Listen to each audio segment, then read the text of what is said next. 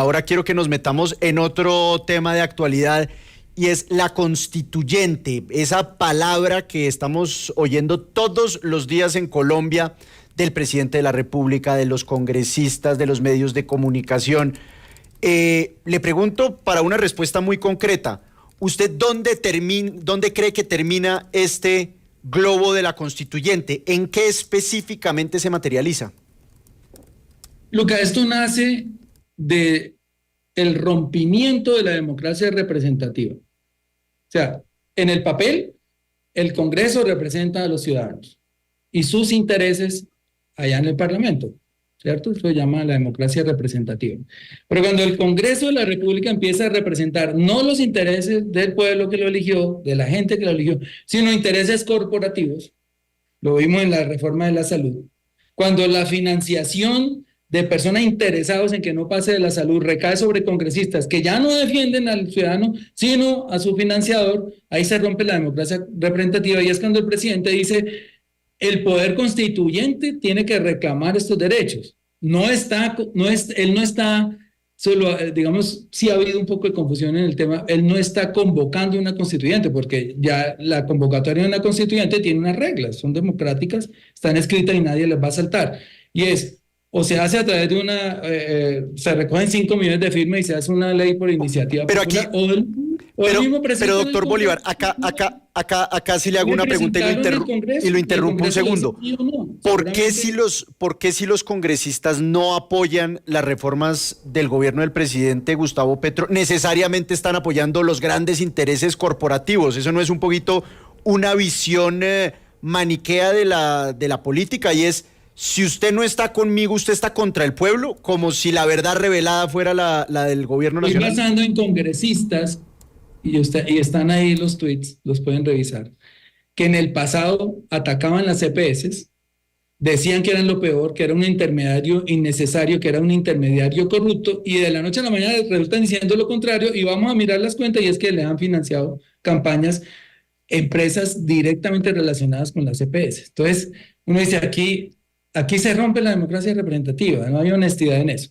Entonces, volviendo a lo de la constituyente, una cosa es el poder constituyente, que ese no lo tiene el presidente, ni el Congreso. El poder constituyente es el pueblo. Entonces, el pueblo tiene que autoconvocarse y decir, como pasó en el 89, el estado de cosas no es el que le conviene al país, vamos a pedirle a la Corte que incluya una 7ª papeleta. Hoy no sería tan fácil porque hay más control y más pesos y contrapesos. Pero en esa época, la Corte avaló que los estudiantes hicieran contar una 7ª papeleta, convocando una asamblea constituyente. Hoy no sería tan fácil como en esa época, porque precisamente esa constitución que nació de esa constituyente, que es la del 91, ya tiene unos procedimientos. Entonces el presidente tiene que convocar una constituyente a través del Parlamento y el Parlamento seguramente le va a decir que no. Hoy con digamos, el equilibrio de fuerzas, digamos, la composición de fuerzas, sabríamos que el Parlamento va a decir no a la constituyente. No, pero entonces hay una pregunta de sí o no. Lo que le ha pedido el presidente del pueblo es autoconvóquense, háganse sentir, y por eso es que son las convocatorias pacíficas en las calles, y díganle al Parlamento que ustedes sí quieren esta reforma. Bueno, pero entonces le hago una pregunta y usted me va a responder con toda la sinceridad, sí o no. ¿Este proceso constituyente se tiene que dar sí o no en el marco de los canales que prevé la Constitución, ya sea una asamblea constituyente con las reglas que exige, un acto legislativo, un referendo? ¿Se tiene que hacer por esa vía o ustedes consideran que existe alguna vía extraconstitucional o por fuera de la Constitución, o como el decreto, como el Acuerdo de Paz de La Habana, o alguno de esos mecanismos para tramitar o para materializar esa expresión constituyente? Mire, yo lo que le puedo decir es que el presidente Petro es un demócrata. Entonces no nos quepa la menor duda. Y él no va a saltarse la democracia. Eso sí se lo puedo garantizar. Entonces, hay 2 relatos que se han tejido en torno a esa convocatoria, entiendo que confusa, porque al comienzo yo tampoco la entendía. Y es que él no se va a reelegir, que lo ha dicho como 500 veces, no es mi intención, y si se llega a dar ese proceso constituyente no es para reelegirme como lo hizo en el pasado Uribe o como lo hicieron en otros países, aquí mismo en Latinoamérica, en Bolivia, en Venezuela. No es para eso. la meta del presidente Petro, su lucha de 40 años fueron unas reformas sociales. Y él ve que se le desvanecen en un Congreso inmerso en intereses. Puede que haya personas que sí, por convicción, digan no le conviene esta reforma al país, pero la mayoría están metidos en intereses. Entonces, su lucha, él la quiere consolidar y es que el pueblo exija esas reformas. Y eso se hace a través de muchos procesos. Puede ser con marchas, puede ser con autoconvocándose y diciendo queremos recoger firmas para pasar esas reformas por una iniciativa, una ley de iniciativa popular que es un mecanismo de participación ciudadana que está en la Constitución. Por el mecanismo que sea, Lucas, yo le garantizo que aquí nadie se va a saltar nada. Okay. Yo, por ejemplo, como miembro del gobierno, sí, no estaría de acuerdo. Exsenador y actual director del DPS, Gustavo Bolívar. Pero mire, yo quiero también traer a colación unas declaraciones del expresidente Álvaro Uribe Vélez en entrevista con el periodista Juan Carlos Iragorri en 2016, cuando él hablaba de la posibilidad de una Asamblea Nacional Constituyente a partir de los acuerdos de paz. Él decía, si se revisan, estoy de acuerdo con una Asamblea Nacional Constituyente. Lo curioso es que ahora el expresidente está pues muy indignado con esto que parece coincidir con lo que ahora dice el ex canciller Álvaro Leiva. Escuchemos y veamos para las personas que quieran verlo, además, en W Radio Colombia. Esto decía en 2016 Álvaro Uribe. Si hay una constituyente democrática, con limitaciones, con requisitos para aspirar a ella y que pueda revisar elementos de los acuerdos, nosotros estaremos de acuerdo. Y aquí también le confirmaba que es una propuesta que había hecho incluso el ex candidato presidencial Óscar Iván Zuluaga. El presidente de nuestro partido, el doctor Óscar Iván Zuluaga, ha dicho muy claramente, en lugar de plebiscito, reforma constitucional, facultades exorbitantes, una constituyente en esas condiciones. Y aquí entonces, para que no quede duda, el periodista Iragorri le pregunta que si está de acuerdo con una constituyente para revisar los acuerdos de paz con las FARC, y él dijo que sí.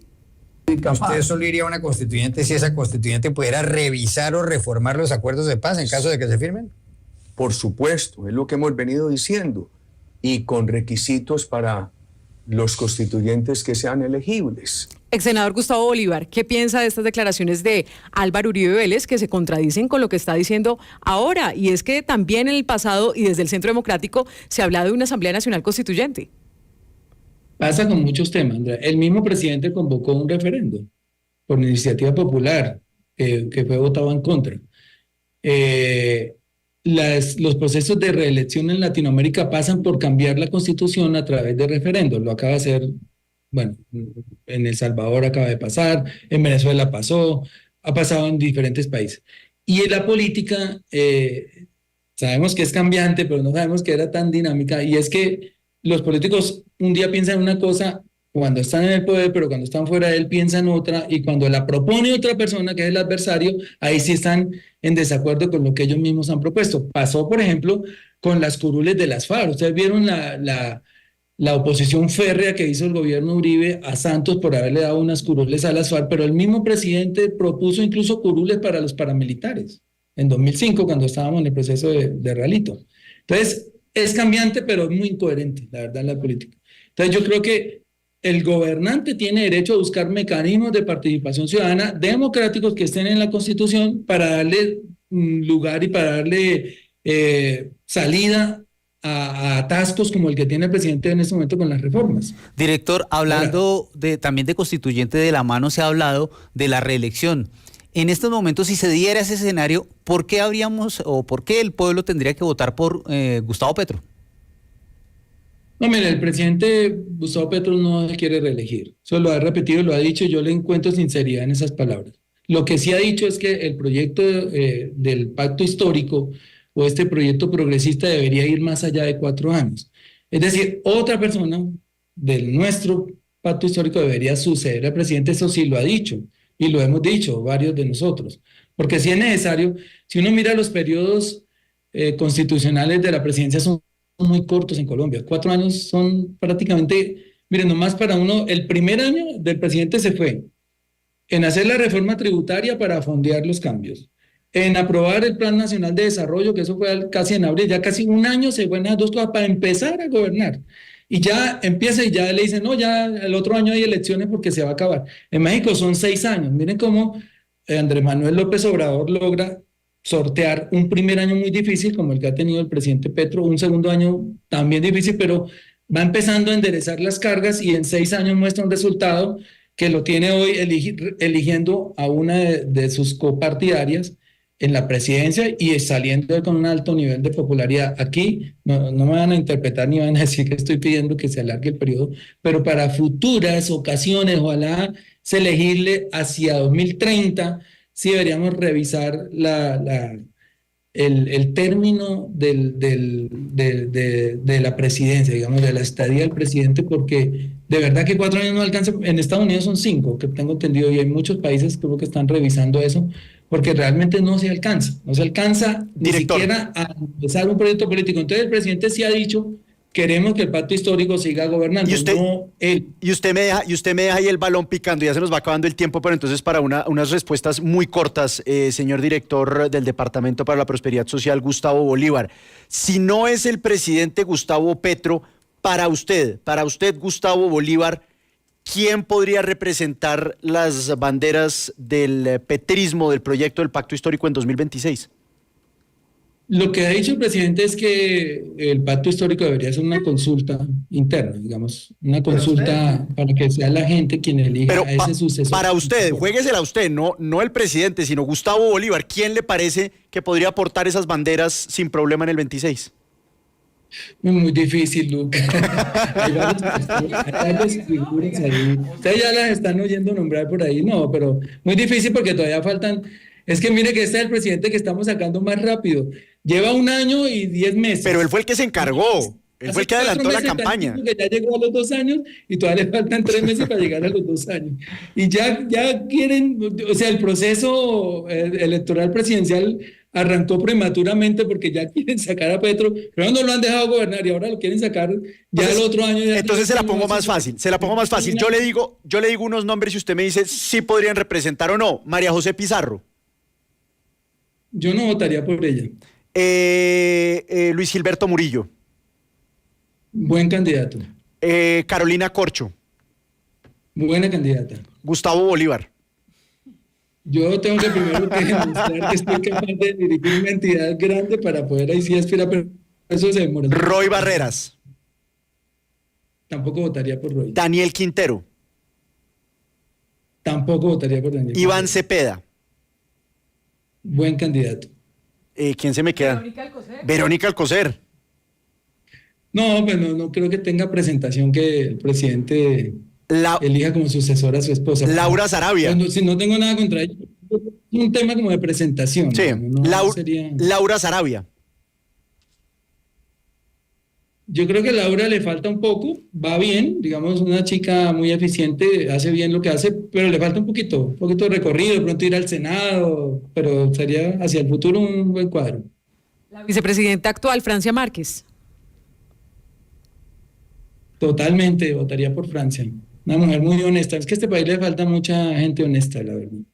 Pues ya antes de que se meta a la Procuraduría, lo despido, doctor Gustavo Bolívar, agradeciéndole por su tiempo en Sigue la W, por hablar de tantos temas de la agenda nacional. Muchísimas gracias por habernos acompañado. A ustedes. Muchas gracias. Hasta luego. Es Gustavo Bolívar, director del Departamento para la Prosperidad Social.